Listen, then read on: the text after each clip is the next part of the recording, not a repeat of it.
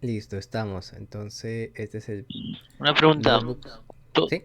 ¿todos esos archivos, todas esas fuentes lo tienen en un Git, en un GitHub, algo, para poder descargarlo y seguirlos? Sí, así es. Les compartí el link de, ¿cómo se llama? Del Notion. Este es un Notion. No sé si han trabajado con la herramienta de Notion para tomar, es para tomar notas y tú puedes exportar como como un link público tus notas, ¿no? Valga la redundancia. Entonces aquí hay es mi GitHub personal donde lo subí, entonces es libre de copiarlos y subirlo en el suyo a medida que los van editando. No, ese no es. Ok. Ah, sí, Ah, sí es. genial, genial, genial. Sí, entonces igual No lo había les visto, voy a disculpa, compartir. gracias.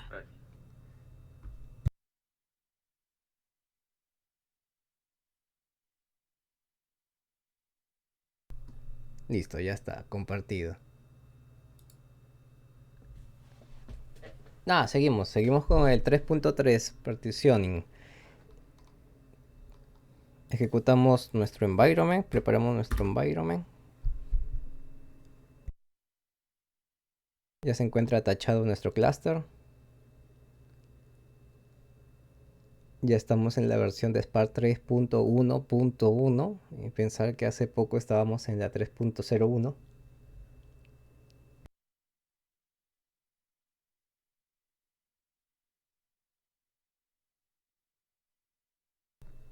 Vale, terminó.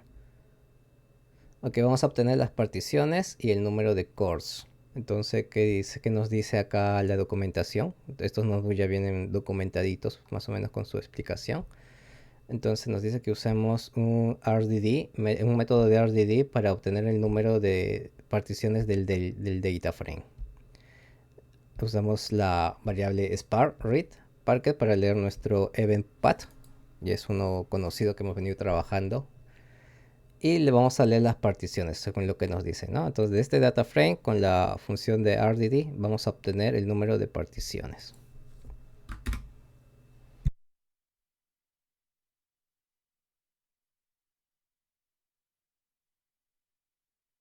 Y nos dice que es 4. Ahora, esa parte sí no la conozco, si por defecto siempre es 4 o de qué depende de que sea 4. No sé si Irving, tú sabes esa parte. Sí, el número de particiones depende de la configuración del clúster. Por ejemplo, en teoría, tú ahí estás leyendo de un archivo, ¿cierto? Es- Entonces, tú debes haber configurado en algún punto en tu clúster, debes haberle seteado de que forzosamente se pongan 4 particiones, porque por defecto son dos después de un shuffle y son 8 cuando creas un data frame de cero y 4 debe ser una sobreposición tuya. Si yo creo mi data frame desde cero, lo hace con 8 particiones. Lo hace con 8. Pregunta de examen. Un data frame nuevo, creado en Databricks, nuevo, sin un archivo tiene 8 particiones y después el primer shuffle tiene 200 en Spark 3.0, sin Adaptive Query Execution y esas features. Interesante. Sí, esos números me suenan bastante, 8 y 200. Entonces, esos 4 que tienes ahora se deben a que tú debes haber seteado en algún punto en que el número de particiones se adapte a tu número de clusters y número de tu capacidad de memoria, ¿no? Debes tener un cluster con una memoria RAM de 8 GB más o menos, por este de A4. O más o menos, sí. Ese cálculo más o menos. Esa calibración entonces depende de nuestra capacidad de clúster, ¿verdad? Es que hay un tema ahí, porque estamos leyendo Spark 3.0 y estamos viendo una feature de Spark 3.1. Entonces, en Spark 3.0, por defecto, cogías la configuración de tu clúster, pero ahora con Spark 3.1, cuando lees un dataframe, haces una función adaptativa, que más o menos, en vez de leer de tu configuración, ve cuánto tienes en tu clúster, cuántos CPUs tienes y cuánta RAM tienes, y en base a eso te crea tu partición. Tu particionamiento inicialmente se calcula dinámicamente en base a tus recursos. En Spark 3.1 en adelante. Ah, interesante, buenísimo. Mm, Entonces, es la razón por la que tenemos inicialmente acá 4 particiones entonces. ¿Qué más nos dice el código? Vamos a acceder al Spark Context a través del Spark Session para obtener el número de cores o slots. No sé si se acuerdan, esto también lo conversamos sobre cuál es la diferencia o cuál es la similitud entre cores y slots en Spark, en la arquitectura de Spark. Son sinónimos. Y hay una tercera característica que es el threads, creo que es. Antes se decía threads, luego se le empezó a decir cores y ya Databricks ha definido que mejor le digan slots para evitarse problemas. Es lo mismo. Sí, es entonces en la documentación, en las lecturas van a encontrar los tres términos, de verdad, cores, slots o threads. Algunos más puristas dicen que debería ser threads, el término correcto. Debería, pero Databricks ya le puso slots, porque si no se complica la existencia. Vale, y haciendo recapitulación a eso, en las primeras sesiones, no sé si seguirá vivo, hicimos el diagrama de la arquitectura. No, ya murió. No. Pero busca una imagen de Google, saca cualquier imagen del Spark Architecture y ahí te va a salir. Es bastante sencillo de explicar. Es la primera incluso. No, sí, la primera, la primera.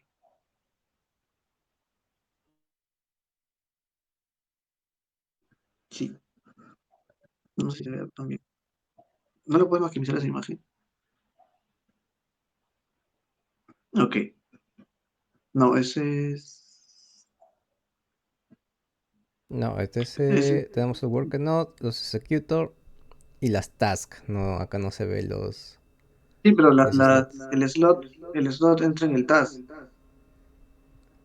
Las tasks se ejecutan en los slots. Sí, sí, al revés, sí. Pero ¿ese es el Spark Architecture o es el Spark Execution? A ver, otra Dale el que sigue. imagen. Eso que ha mostrado es Spark Execution. Ok, sí, sí, sí. Sí, se confunde un poco porque lo dibujan igual.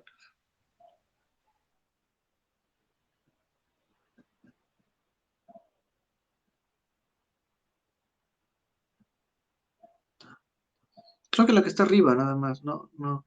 Arriba, en la segunda, tenías uno al segundo. En la segunda tenías una buena. Esa.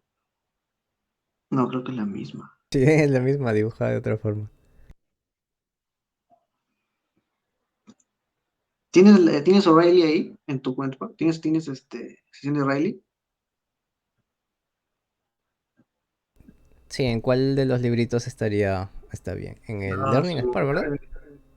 estaría en tal anguila. ¿Dónde está la anguila? Sí.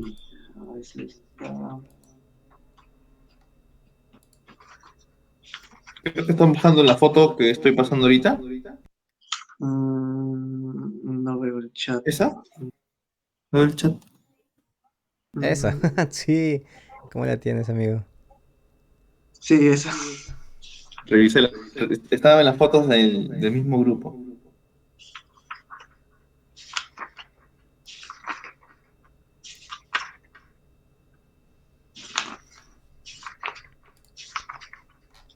La verdad que no veo muchas imágenes sobre eso, ¿ah? O sea, en el mismo libro oficial, creo que también es un tema porque Spark te deja mucho la imaginación su forma de ejecutar sus trabajos, sus jobs y esas cosas. Creo que la mejor forma de explicar ese está en Databricks Academy, donde hay un learning, donde lo hacen con caramelitos. ¿Tienes ese video o ese PPT? Claro, ese está en el Learning Spark.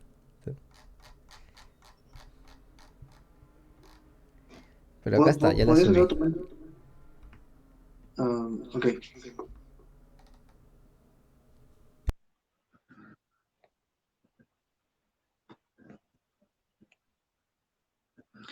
Entonces, en el worker node, que está dentro de una Java Virtual Machine, tenemos espacios de procesamiento que se conocen como slots, threads o cores, que sería la unidad mínima del Spark Architecture, si no me equivoco.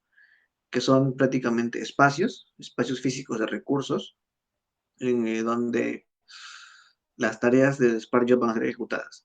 Por ejemplo, tú puedes tener un worker node de 4, en este caso sería un worker node según la imagen de 6 cores, de 6 procesadores. Entonces a cada uno se le asigna un slot. Cada uno puede asignar un pequeño conjunto de actividades separadas en particiones. Entonces, con el notebook de Spark que ibas a ejecutar, prácticamente ibas a ver cuántos nodos, cuántos slots tenías en tu sesión de Spark. Así es, entonces regresamos a nuestro Databricks. Listo, a ver, ejecutamos. Y nos da como Ocho. respuesta 8. Entonces, tu clúster o tu sesión actualmente tienes 8 slots o cores o threads. Quiere decir que tu unidad mínima de cómputos es en base a 8. Entonces, tus particiones tendrían que hacer justicia a esas 8. Por ejemplo, si tienes, por ejemplo, no sé, 50, bueno, no, 50 no, 2 gigas de datos, tienes que tratar de que el particionamiento sea divisible entre 8, para que cada slot pueda procesar casi la misma cantidad de datos y que una partición no sea desbalanceada. ¿Para qué? Para que un slot no tenga que hacer más chamba que otro, ¿no? Y por ende los Spark Jobs se retrasen. Entonces, sí, es como para mirar más o menos en base a qué dividir, ¿no? Ok. Pues yo creo que, digamos, siempre va a tratar de encajar el máximo y va a sobrar un slot con poquitos datos, ¿verdad? Sería 200, 200, 200 y si, no sé, solo sobra uno, encajaría en un slot solo uno, ¿verdad? Por eso era antes de Spark 2.0, porque hay unos features que son de performance, que son, no sé si es Adaptive Query Execution, que más o menos Spark se da cuenta de que tienes una partición desbalanceada, más grande que otras, y lo que hace es la quiebra, por ejemplo, como tú dices, tienes, no sé, a ver, 9 particiones, ¿ok? Y tienes 8 cores. Entonces, la novena partición es muy pequeñita.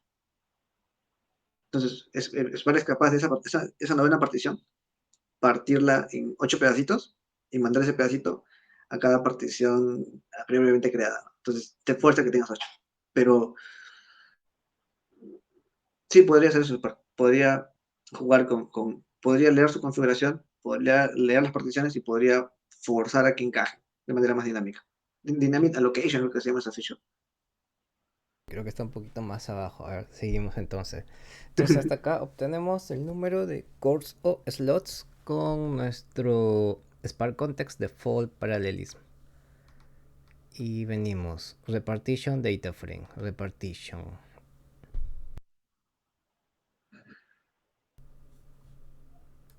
Ok, entonces, a ver. ¿Y qué nos retorna? Que Y habrá estamos aplicando reparticionado el tu repartition a 8, ¿no? ¿De qué trata la función de repartition? repartition. En este caso, tú has tenido cuatro particiones originalmente, pero tú por un antojo has querido que tengas 8. ¿Qué hace? Esas 4 particiones no simplemente las divide en la mitad y dice 8, no. A lo que hace internamente ese dataset, lo vuelve a mandar al driver y le dice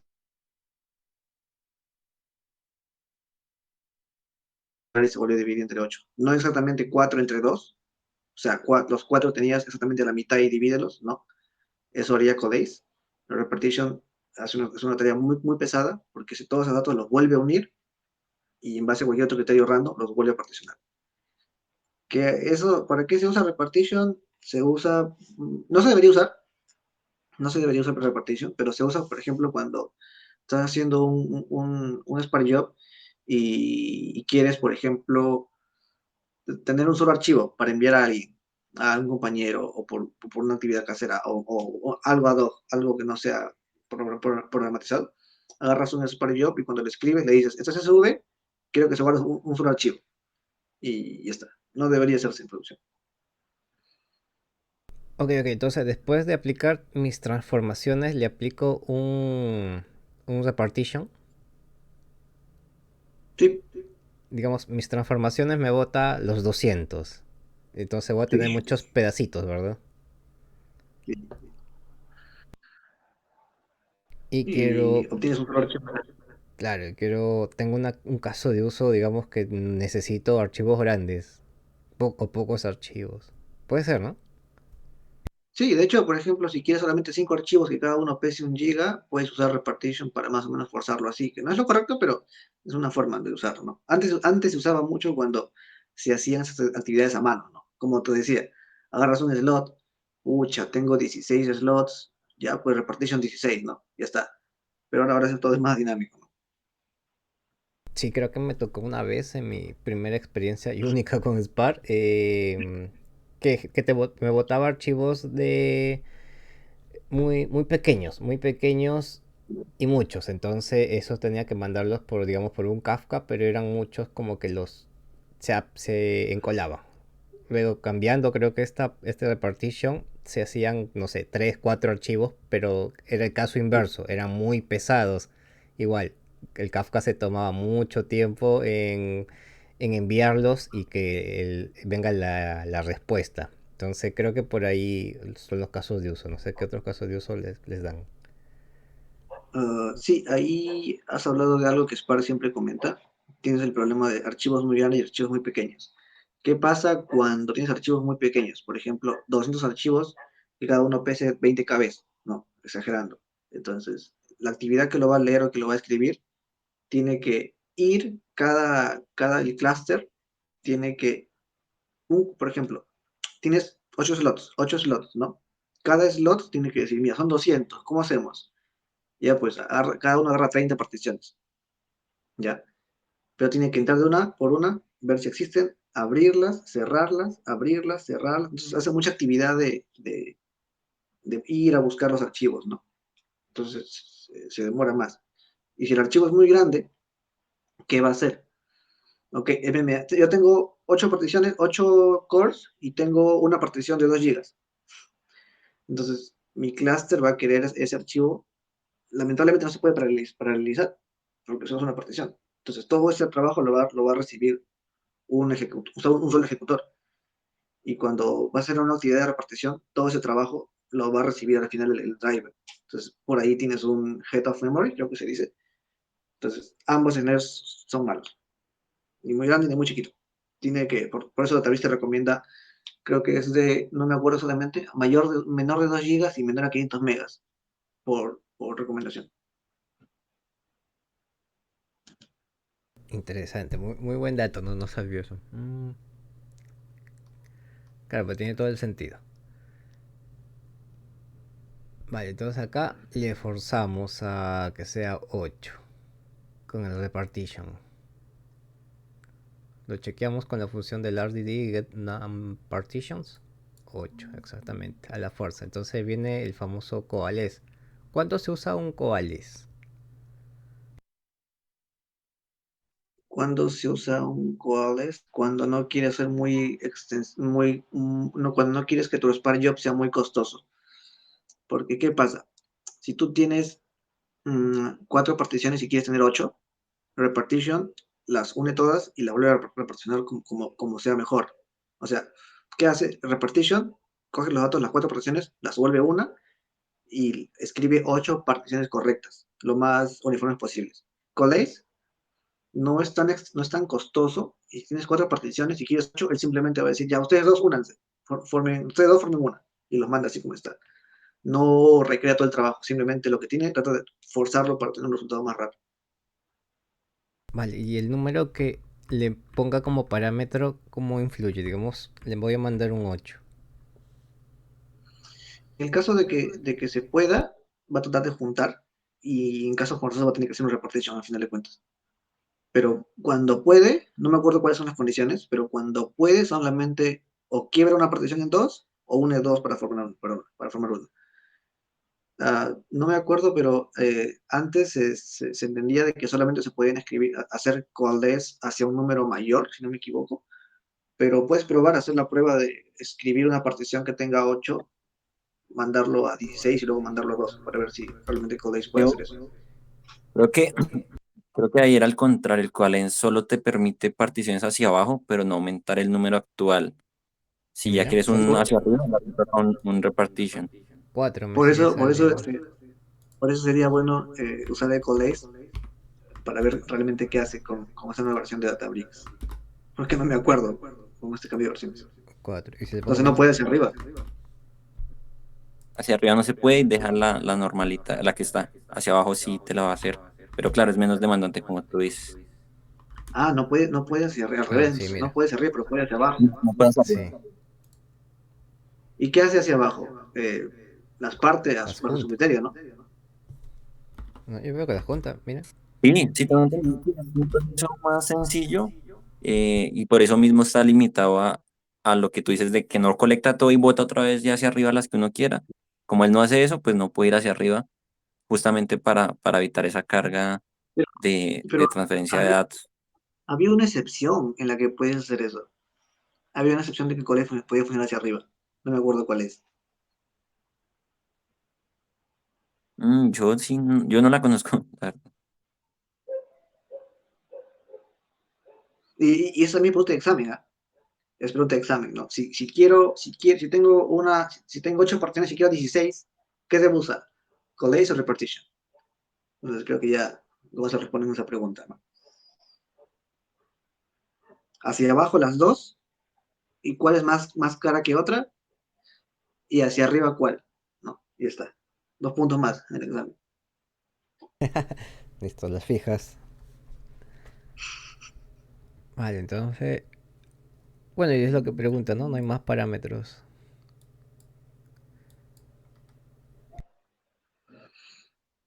Y configurar el default shuffle partitions.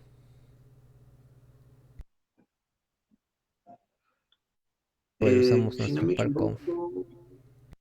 equivoco, el default shuffle partition obtiene tus números de particiones actuales. Lo mismo que has hecho hacia arriba. Córrelo. 200, ese. Como lo va a shufflear, por así decirlo, después de la operación, ¿verdad? Lo que pasa es que un data frame tiene el número de particiones que tú creas, pero la configuración de sparse equal shuffle partition es por defecto, después del primer shuffle, ¿cuántas particiones te va a botar? Por defecto de Databricks 3.0, sin ninguna configuración, cada shuffle que hace, después del primer task, te lanza 200 particiones.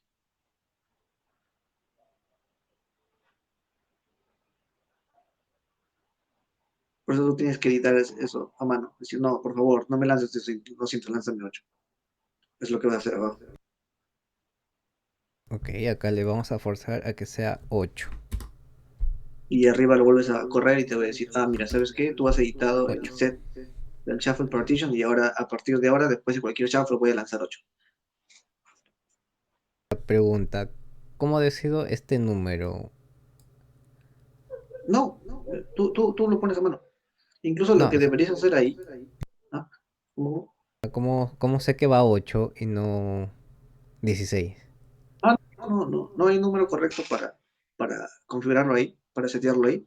De hecho, como te decía, antes el número correcto se asignaba, no, pero Databricks decía que asignes en base a un multiplicador o un divisor entre el número de slots, ¿no?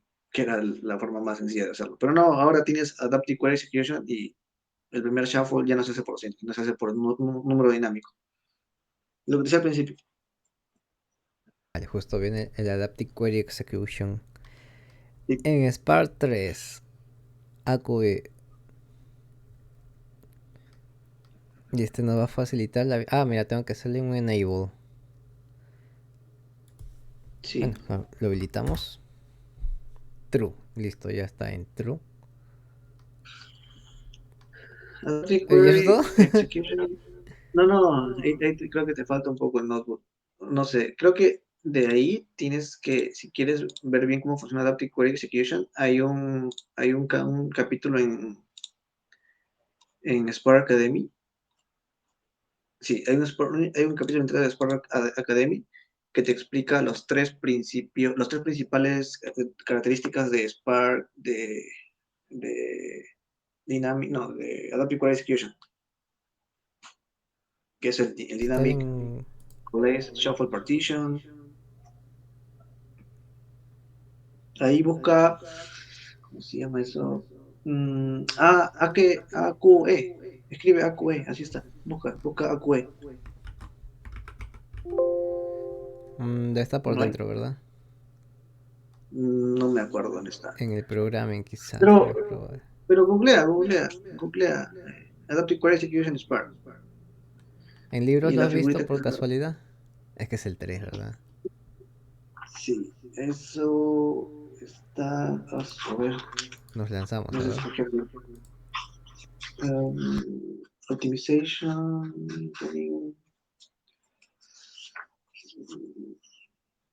Creo que es un capítulo de los finales. Sí, el capítulo 12 de la anguila. Apache Spark 3.0. Ahí está. Capítulo 12.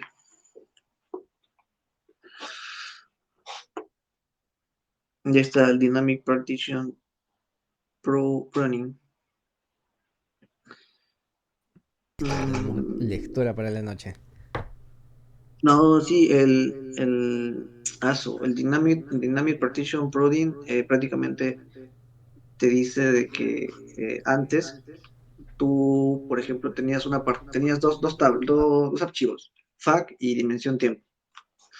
Entonces, tú querías solamente los datos del 2021, entonces hacías un join, pero el filtro del 2021 se aplicaba después de haber hecho un scan de los archivos.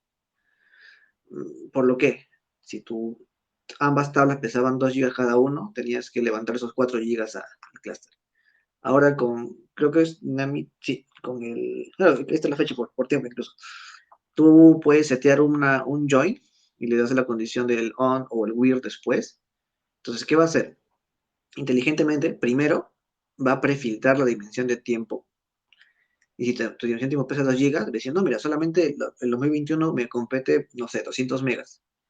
Y esos únicos 200 megas son los que va a levantar de memoria, y ya no los otros gigas enteros. Y el Vale. filtro va a hacer ¿Mm? Eso lo vimos, Daniel, ¿verdad? La semana pasada, cuando estuvimos leyendo los planes de ejecución. Es algo parecido a que hablábamos de los predicate pushdowns, que es filtrar en el origen antes de traerse la data. Ese, Pero acá no sé ese, cuál sería la es, diferencia. ese es el push filter, el empuje de filtro hacia el scan. Es casi lo mismo, sí. El Sí, push es filter, parecido. el push filter es lo que haces, tienes un archivo de 200 gigas y tú le das el WIR por 2021, no sabe dónde está la partición, no sabe dónde está esa parte de datos. Entonces, lo que tiene que hacer es, tiene que hacer un scan file, levantar todo el origen a memoria y recién en memoria puede hacer un scan. Pero lo que hace el push filter es que si esa columna es una condición de partición, quiere decir que va a entrar a la carpeta y va a decir, yo tengo los años 2000, 2001, 2002, 2003, no los cargo, solamente los leo por encima, repito, o en 2021 ya eso necesito. Y solamente lleva memoria esos 200 megas que necesito.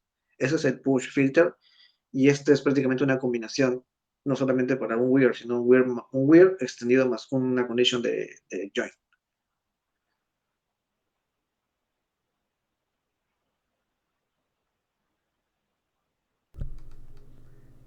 No, pues muy interesante. Mira, por acá está. Los broadcast hash join.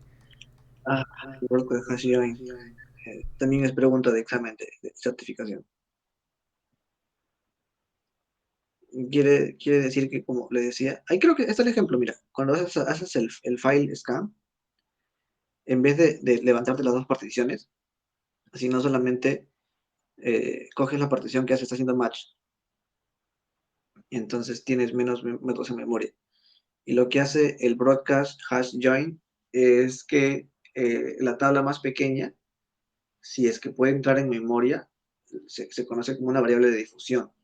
¿Sí? Quiere decir que si tienes dos particiones enormes, bueno, una grande y una pequeña, no tienes que hacer un todos contra todos, sino simplemente la más pequeña se escribe como una variable de difusión y se dispersa sobre las particiones del más grande.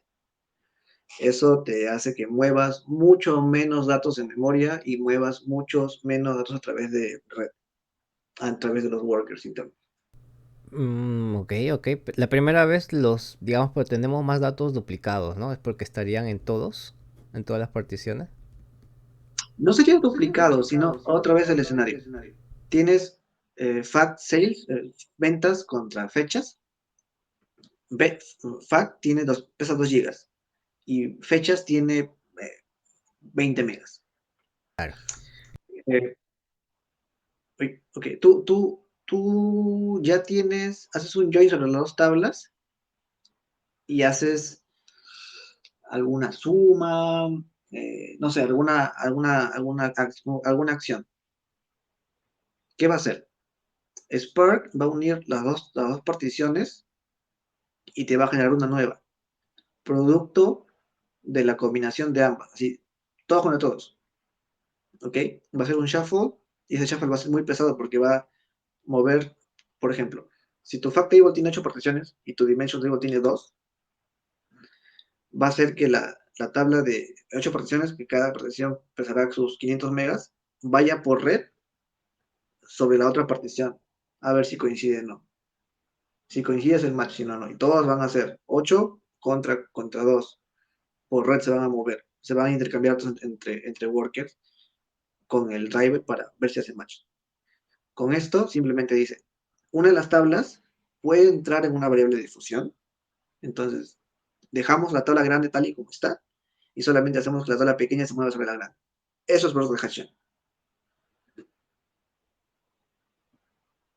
Pero las variables broadcast. Claro, tiene mucho sentido, tiene mucho sentido. No, no he llegado a esta parte, pero como le explicas, sí, completamente. El objetivo siempre va a ser ahorrarnos el shuffle, ¿verdad? Sí, el objetivo va a ser ahorrarse el shuffle, ¿no? O el shuffle expensivo o el shuffle costoso. Siempre va a ser. Igual tienes que hacer un shuffle, pero es un shuffle mínimo, ¿no? Mira, justo acá estaba Y las también. adaptive query. También. ¿Mm? Es un shuffle chiquito. Sí, está chiquito. No, es el mismo shuffle, o sea, es un shuffle mínimo. Evitas movimiento de datos entre red, lo cual gastas menos tiempo de ejecución. Y hay una condición. No sé si alguien me corrige. Existe un límite de memoria para que una partición entre una variable de difusión. Por defecto creo que son 220 megas, 10 megas. Creo que Pregunta son examen. 200 megas. No, Eh, ¿Cuál fue el número que estoy seguro. dijiste? Yo dije 20 megas. Ah, ok. Es algo con dos. O sea, yo me acuerdo que cuando leí era algo con dos. No sé si 20 o 200. Ya esa es eh, pregunta de examen. Te dan pero un caso sí, donde te dicen, tengo una tabla que pesa 5 gigas y otra que pesa, no sé, 100 megas. Si yo hago una actividad, ¿sería o no sería un broker hash? La respuesta es no, porque no puede entrar 100 megas o 500 megas en una variable de difusión. Entonces, no, automáticamente Spark va a ser un shuffle hash join. No va a ser un Ok, broker hash.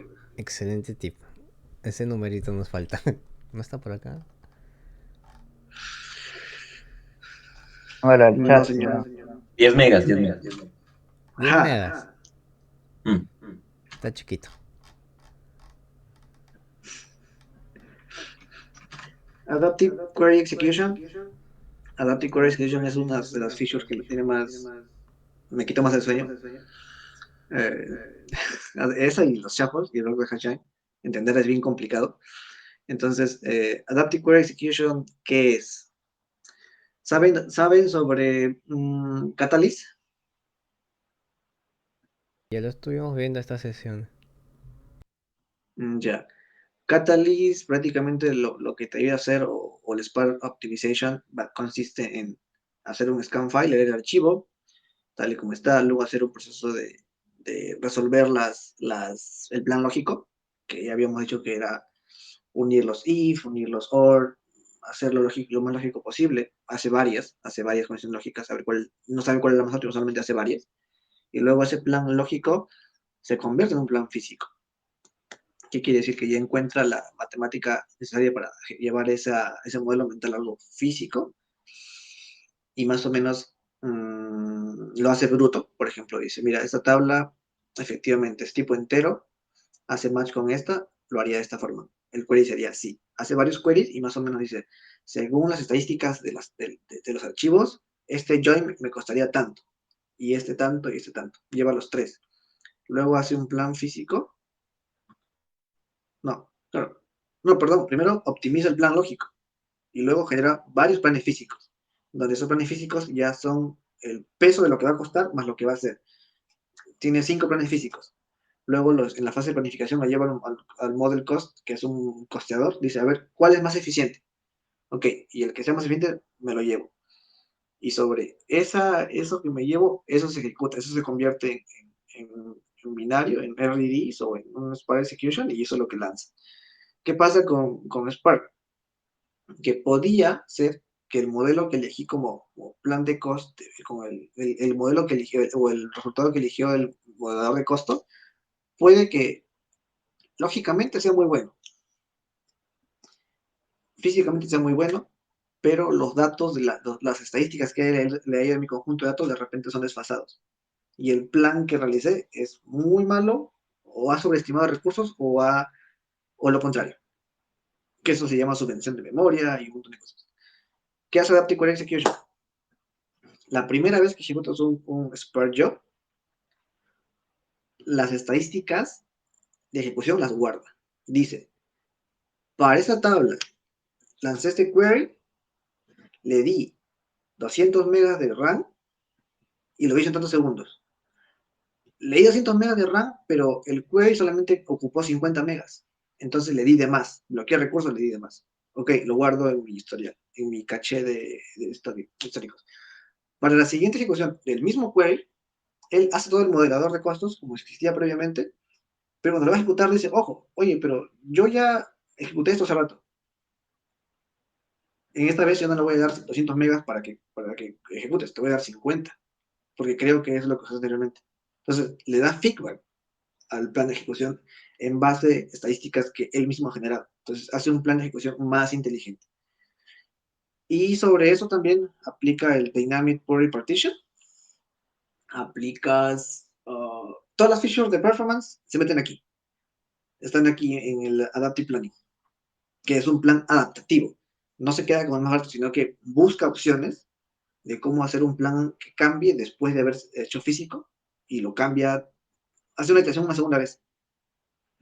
Vuelve a traer el modelo físico costeado, mete las sugerencias de performance y crea un plan nuevo, que vendría a ser el más óptimo, entre comillas. Y eso solo con darle true, enable. Sí, señor. Sí, señor. Pues debería venir por defecto, ¿no? En true. O porque no viene en true. No viene, no, nunca va a venir por defecto porque es un tema legacy. ¿Qué quiere decir? Que si ya tienes ¿Qué? jobs. Uy, Navidad. Ya no sé si se escucha que está reventando cohetes por Sí, aquí. sí, eso es por Bueno, los 700 seguidores que tenemos en Telegram. oye, ¿no? ¿Qué se celebra hoy? Bueno, ya bueno, en fin. Entonces, no se activa por defecto por un tema de compatibilidad con procesos anteriores. Pero, o sea, te ayuda un montón. O sea, y eso que no sigue bajando el libro, porque hay más features que son increíbles solamente con ese enable. Sí, sí, esta parte. Yo no llego, yo me he quedado en lo personal en el 7 creo, en el 6 7 en Data Frame. Sé que pasando la parte de Delta Lake, streaming, viene esta parte de los nuevos features de Sí, Spark 3.0, ¿verdad? Todo esto es exclusivo de 3.0 en adelante. sí, sí, sí, sí. Y es prácticamente la motivación que te da Spark para levantarse por ser en adelante, ¿no? Para que Ese es el abandones Adaptive tu Query. legacy de Spark 2.2 Y sí, ese es Adaptive Query. Sí, eso que en es Join, creo. Mm, no, eso es otra cosa. Ah, es el Broadcast Hash UI, creo. Shuffle Broadcast. No, no sé exactamente qué es eso, pero según lo que veo, la imagen está optimizando un plan anterior. Baja un poquito. Claro, no, sí, sí, ese es Adaptive Broadcast Hash Join.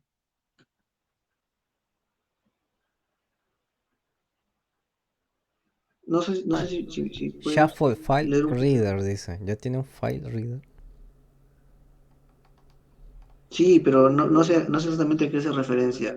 No sé si hace referencia a la optimización por caché o...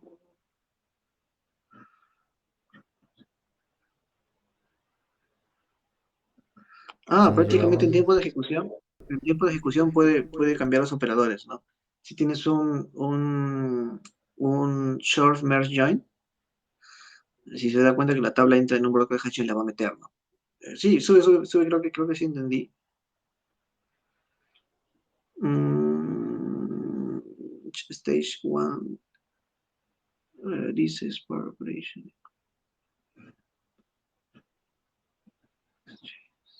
No recuerdo cuál es la... ¿Alguien sabe exactamente qué era el broadcast exchange? No me acuerdo qué era la palabra exchange. Ah, ¿Intercambio? No, no. no, pero había una mejora muy importante cuando tu plan de ejecución tenía exchange en vez de hacer el fill scan. No lo recuerdo como tal. Creo que no repite. Es algo que ayuda al broadcast hash join, pero no me acuerdo exactamente qué hace. Es algo que ayuda al operador, algo que ayuda a esa operación, pero no me acuerdo exactamente qué hace.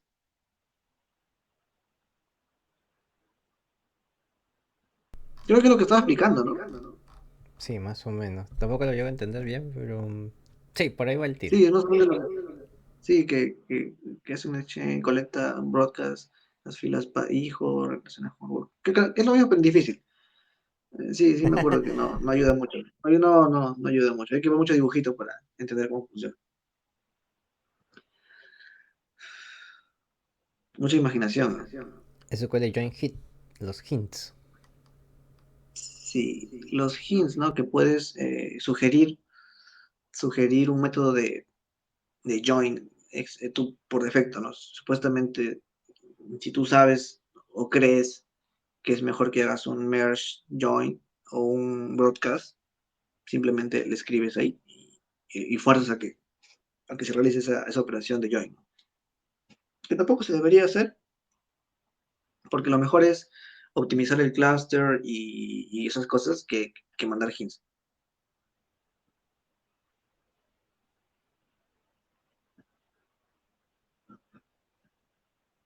Eso sí, no me acuerdo. Hasta login API. No, eso sí no me acuerdo. Pero es algo que han sacado recién, ¿ah? Que, que están metiendo recién. Sigue. Creo que objetos que no eran compatibles con Adaptive Query Execution iban a ser compatibles. No me recuerdo cuáles son. Eso ya no entra ya. Bueno, sí, ya no creo que No, ya, entre en el examen. sí, ya estamos ¿Entra yendo a otros temas. Structure Streaming? ¿Entra? Claro, a ver, en resumen, todas las características que hemos visto de optimización, reparticiones, también entran en streaming. Por ejemplo, en streaming tenías un microlote, sí, ¿no?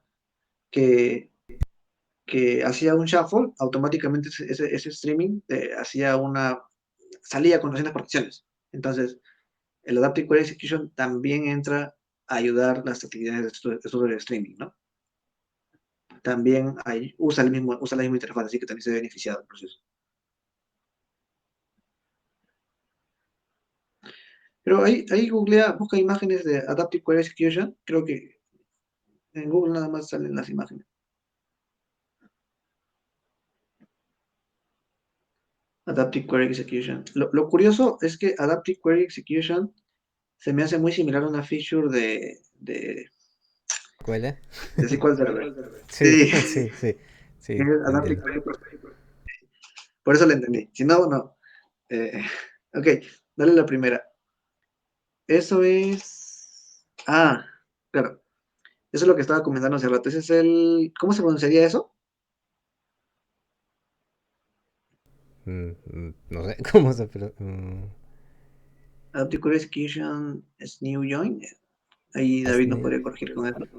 el Q teacher de... join. Es Oh Q. my god.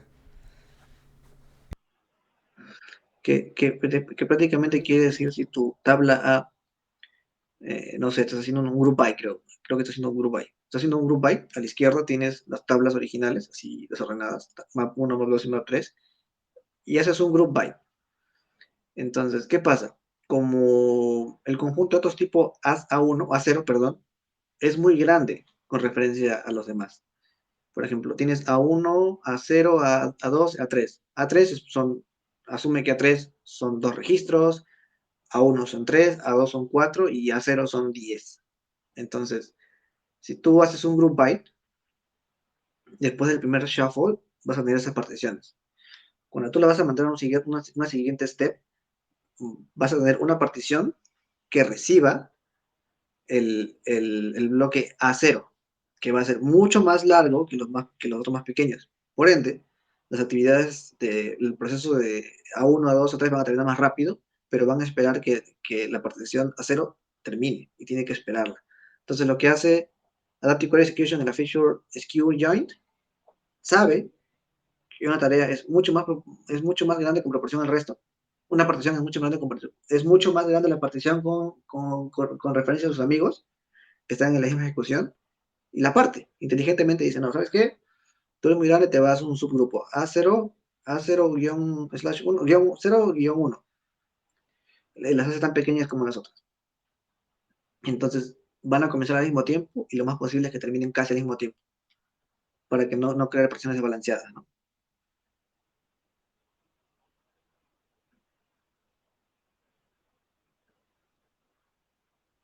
Genial, genial. A ver, ¿qué más tenemos por aquí? Hay otra partición, hay otra feature, entra a la imagen nada más andate para atrás, hacia atrás a la izquierda. Ah, en otra imagen. Sí. No sé cuál sería la otra. Mm, El perrito. no, creo que no está. No, creo que eso es un poco lo difícil de Databricks, que su documentación es un poquito difícil de obtener y también no hay una explicación sencilla, ¿no? Esa imagen, esa imagen. No, la anterior. No, la anterior. La que está a la izquierda. ¿Del Abajo hay engine? una, abajo a la izquierda. Sí, creo que es esa. A ver, abre esa.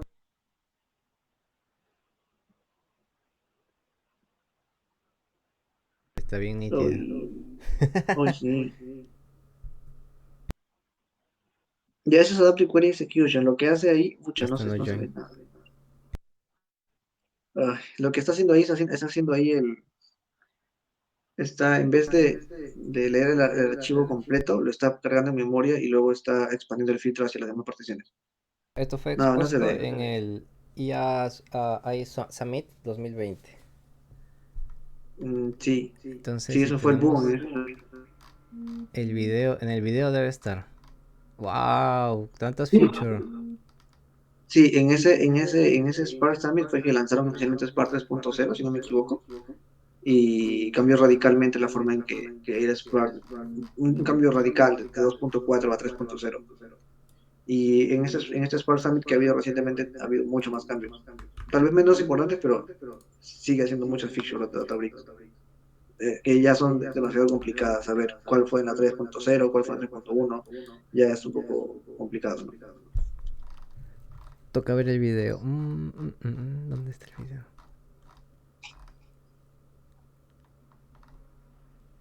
Y claro, todas las features que hemos visto ahora, bueno, las que hemos intentado ver ahora, juegan con MLib, juegan con estructura de streaming, juegan con Delta, juegan con todo lo que tienes actualmente, ¿no? Tanto como orígenes de datos, tanto como cualquier actividad que hagas se va a ver beneficiada por todas esas performances. Pero no te vas a dar cuenta. Solo, tal vez te dice, ¿no? Activa la feature y haz de cuenta que no pasa nada. Ya está, Pues, ya. sí, así te dice, ¿eh? Está activa y no hay problema. Activa. Y ya está. Pero sí, es Autotuning, ya. bonito verlo. Es bonito ver lo que ocurre dentro, ¿no? Ya que el examen de Spark 3.0 tiene como 8 preguntas de eso, porque prácticamente es una novedad. Exacto, eso es lo importante, ¿no? Que si bien como dice Irving, en el fondo quizás solo sea poner en true o un enable, pero lo interesante es aprender cómo trabaja por debajo, ¿no? ¿Qué es lo que está haciendo, cómo está operando, por qué estamos activando eso?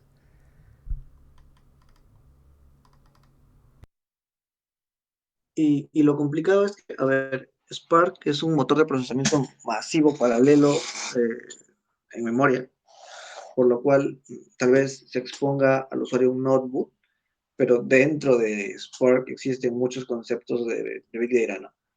Existe el concepto de particionamiento, existe el concepto de shuffle, y existen muchos conceptos que si tú de frente vas a Databricks sin ese conocimiento previo, realmente no vas a entender. A mí personalmente he tenido que leer mucho sobre sistemas distribuidos o aplicaciones distribuidas, incluso diseño de aplicaciones distribuidas, para recién después de eso entender cómo realmente funcionaba Databricks. Entonces, internamente, Databricks es grande, es como Kafka, también es enorme, que Kafka ves un topic y ves que dispara, pero internamente funciona increíble. Yo creo que ahí que habría que hacer un grupo de estudio del libro del jabalía. Vale, no se diga más. No, Es de, ¿cómo se llama?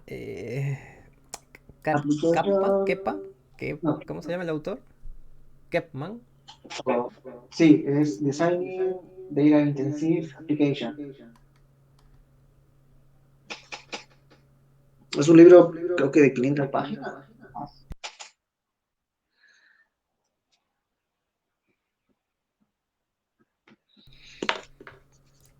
Y con eso ya entiendes lo que digo. Bueno, Spark. Bueno, lo que sea, ¿no? Porque es genérico.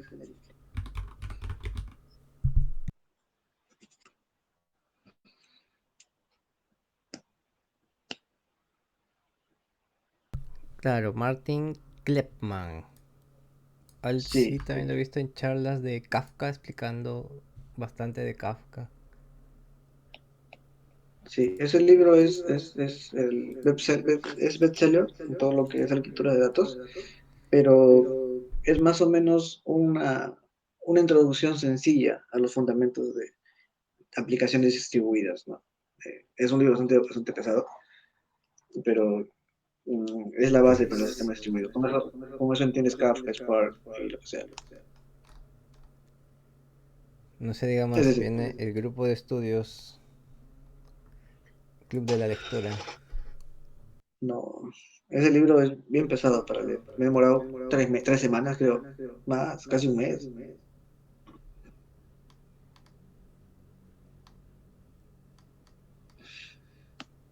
Y es antiguo, es 2017.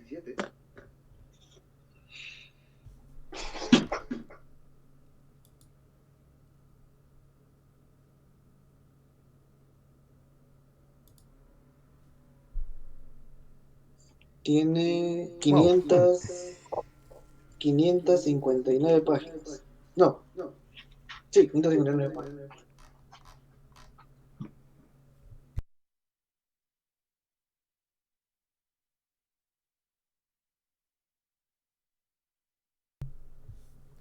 Listo, pues creo que avanzamos bien por hoy. El notebook fue bien corto, pero ya lo profundizamos al nivel de concepto, a nivel conceptual. Ya dejamos los que faltan para las siguientes sesiones. Ya me toca el review, streaming, aggregation streams y el de Delta Lake. ¿Estos entran en el examen? No. En el examen no entra streaming ni delta, ni nada. Solamente entra, por ejemplo, data frame, operación, o cómo operar un data frame, sencillo, cómo definir la Spark Execution y la Spark Architecture, y luego saber cómo funciona internamente las features de Spark 3.0, y por ahí algunos casos, ¿no? De conversiones, o algunas preguntas son genéricas y algunas, por ejemplo, como le decía, ¿no? El límite para que una tabla sea una tabla de difusión, 100 megas, por ejemplo, esos bien rebuscados. Por ejemplo, el número de particiones que salen por defecto, ¿no? Súper rebuscado, que no están en los libros, lo pasan de largos. Tienes que tener experiencia con la Tablix para saber eso. Supuestamente el examen tiene que darlo a alguien que tiene experiencia con la Tablix más de un año, pero experiencia fuerte, fuerte, fuerte.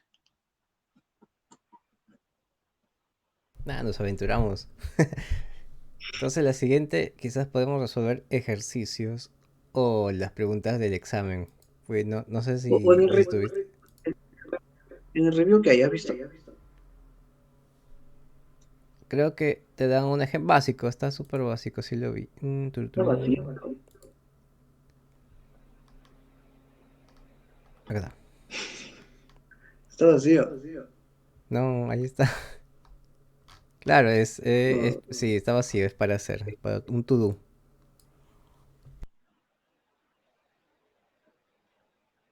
Yo lo tengo resuelto y solamente es hacer with columns, hacer repartition, top duplicates, write, y Y upper, ¿no? luego, Hacerles el upper. Ups. Upper. sí, hacer un upper call, Quitar las un drop duplicate, los repartition guiones. y ya está. Hmm. Por ahí, la vez pasada, hace no sé cuántas semanas atrás, estuvimos haciendo el de Udemy. No sé si estuviste. No, creo que no estuviste esa vez. No. Entonces agarré una de las ofertas y me compré las Sí, sí lo he preguntas. visto. Sí lo he visto. Y nos aventuramos a hacer el test. Ese test, ese test es mucho más diferente que el banco de preguntas que tienes. Si vivimos, es más difícil.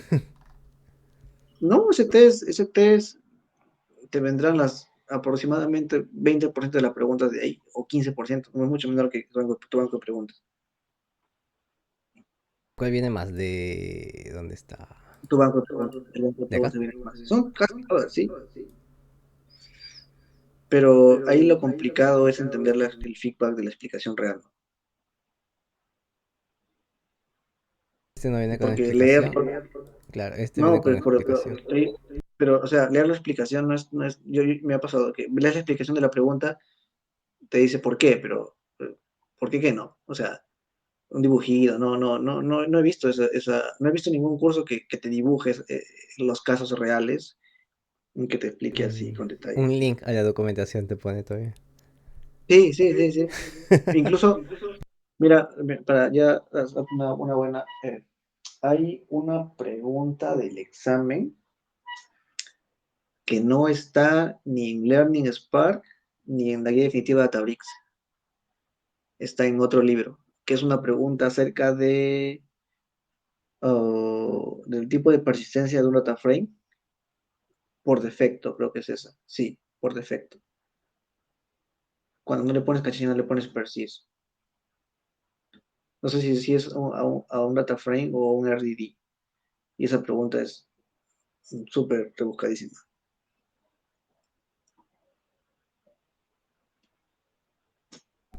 Vamos a apuntarla, por ahí debe estar. Vale, entonces, pues nada amigos, ¿qué les parece si quedamos hasta aquí y ya nos juntamos a la siguiente semana? Sí, me parece que ha sido algo extenso, considerando que era 1 hora de sesión de estudios. Se hablaba bastante teoría, y también repasamos cómo importar los notebooks, levantar un cluster, hacer un attach del notebook al cluster. Entonces está bien por hoy. Enough, ok, listo. Sí, ya tuvimos Airflow también temprano. Es avaricia. Listo, a mimir. A mí mil. Chévere, chévere. Gracias Irving, de a nuevo, todos. muchísimas gracias Listo. a todos y Dani, muchas gracias. Gracias a todos por estar aquí, por participar. Ya tenemos más voluntarios para la siguiente semana. Muchas gracias, muchachos. A vivir, como dicen. Bien. Hablamos, cuídense. Chao.